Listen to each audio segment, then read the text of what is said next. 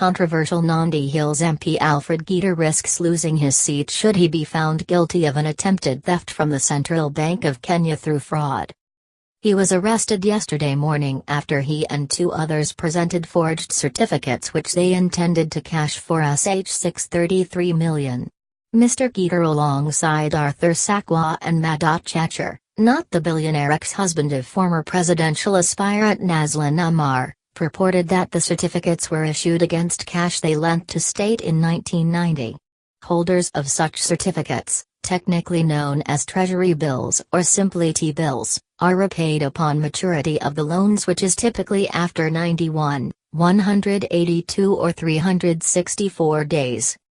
The trio entered the CBK premises yesterday and sought a meeting with a top officer who would approve of the settlement, before detectives were called in and pounced on them. Computer-backed filing police officers attached to the Banking Fraud Investigations Unit whisked the suspects to their nearby offices along Harambee Avenue for questioning. The charges could deal a blow to Keter, who harbors political ambitions, as he can be banned from holding public office. CBK's Director of Communications Wallace Kantai said the suspects presented the forged documents in their claim for redemption. The three individuals have been arrested for presenting forged Treasury bills purportedly issued by the CBK in 1990, Mr. Kantai said. He added that the CBK was issuing physical receipts until 1997, when investors were given digital certificates that were stored in centralized computer depositories. There was, however, no requirement for investors to return their T-bill paper certificates after the entry of computer-backed filing.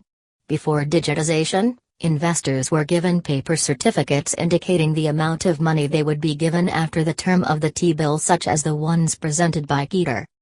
Little information was forthcoming after the arrest, except that they were later transferred to the Directorate of Criminal Investigations headquarters. The arrest shocked many, specifically because the bills were presented for redemption at least 17 years after they were issued.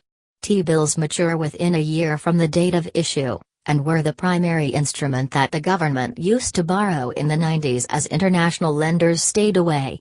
Investors made huge profits from lending to the then desperate government, earning interest of up to 84%, meaning an investor would nearly double their cash in just 1 year. CBK offers the option of investors to present the certificates for redemption on maturity at the face value, but the investors have the option to roll over the loans, considering that the government borrows every week.